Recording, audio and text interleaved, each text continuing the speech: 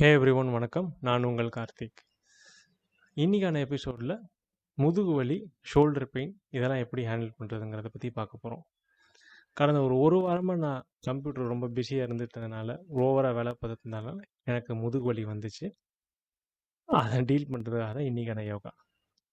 So இதில் இஸ்லாமியர்கள் எப்படி உட்காருவாங்களோ, அவங்களுடைய தொழுகையின் போது எப்படி உட்காருவாங்களோ அதே மாதிரி உட்காந்துக்கோங்க. உங்களுக்கு ஒரு வேளை அது மாதிரி உட்கார முடியல அப்படின்னா, ஒரு யோகா பிளாக் அல்லது தலைவாணியை உங்களுக்கு காலுக்கு அடியில் வச்சுட்டு அது மேலே கூட உட்காந்துக்கோங்க. போக போக பழகிடும் உங்களுக்கு. நெக்ஸ்ட்டு இதற்கு தேவையானது ஒரு யோகா பெல்ட். அந்த கையில் எடுக்கிறேன் பாருங்கள், யோகா பெல்ட். யோகா பெல்ட் இல்லை அப்படின்னா துண்டு, புடவை, ஷால் இந்த மாதிரி எதுவாக இருந்தாலும் இதுக்கு பயன்படுத்திக்கலாம். இதுதான் யோகா பெல்ட். நெக்ஸ்ட்டு உங்களுடைய முதுகு தண்டை நேராக வச்சுக்கோங்க, கழுத்தையும் நேராக வச்சுக்கோங்க.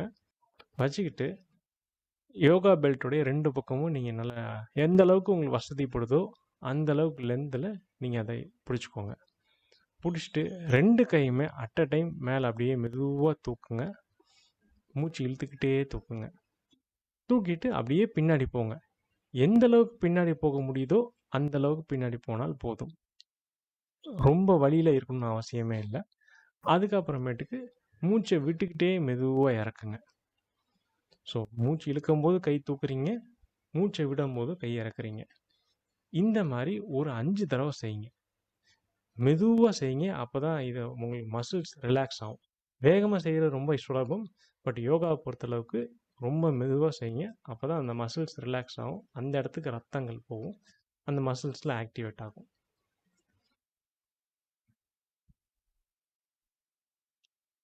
இந்த யோகா செய்யும்போது உங்களுக்கு ஒரு சின்ன ஸ்ட்ரெச் கையில் இம்மீடியட்டாக உணர்வீங்க.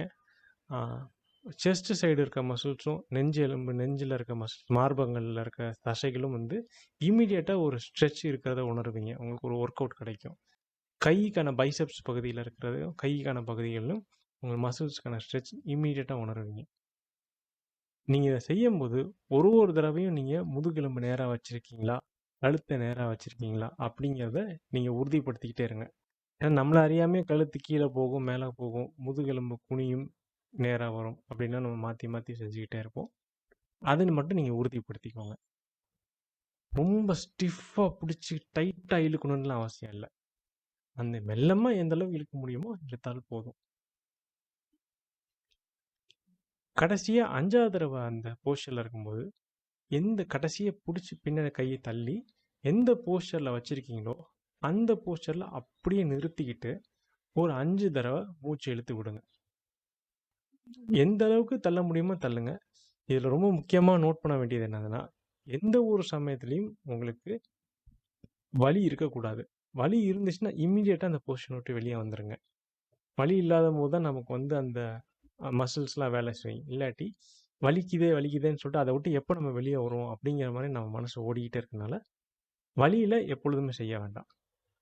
இன்றைக்கி ஓரளவுக்கு பின்னாடி வரும்னா ஒரு மாதம் 2 மாதத்தில் நல்லா பின்னாடி வரும். எனக்கு இந்த அளவுக்குலாம் பின்னாடி வரல. எனக்கு இந்த அளவுக்கு வர்றதுக்கு எனக்கு ஒரு வருஷங்கிட்ட ஆச்சு. சில பேருக்கு உடனே வரலாம், சில பேருக்கு 2 மாதங்களில் வரலாம், சில பேருக்கு 2 வருஷம் கழிச்சு கூட வரலாம். ஏன்னா ஒவ்வொருத்தரோட உடம்பும் தனித்துவம் வாய்ந்தது. அவங்களுக்கு எது சரிப்பட்டு வருங்கிறது அவங்களுக்கு தான் தெரியும். அந்த மாதிரி உங்களுக்கு எது சரிப்பட்டு வருங்கிறத நீங்களே கண்டுபிடிச்சி செய்யுங்க. இது செஞ்சு முடித்த உடனே உங்களுக்கு முதுகில் ஒரு ரிலாக்ஸேஷன் கிடைக்கும். நல்ல ஒரு முதுகில் நல்ல ஒரு மசாஜ் கொடுத்த மாதிரி தெரியும். ஷோல்டர்ஸில் மசாஜ் கொடுத்த மாதிரி இருக்கும். எனக்கு இம்மிடியட் டிஃப்ரென்ஸ் தெரிஞ்சுது. அதுக்கப்புறம் நீங்களும் ட்ரை பண்ணி பாருங்கள். இப்போ மூச்சை விட்டுக்கிட்டே கையை கீழே இறக்கிடுங்க. இத்துடன் இந்த யோகா முடிவடைந்தது. அடுத்து வேற ஒரு பிரச்சனையுடன் வேற ஒரு யோகாவில் சந்திக்கிறேன். நன்றி, வணக்கம்.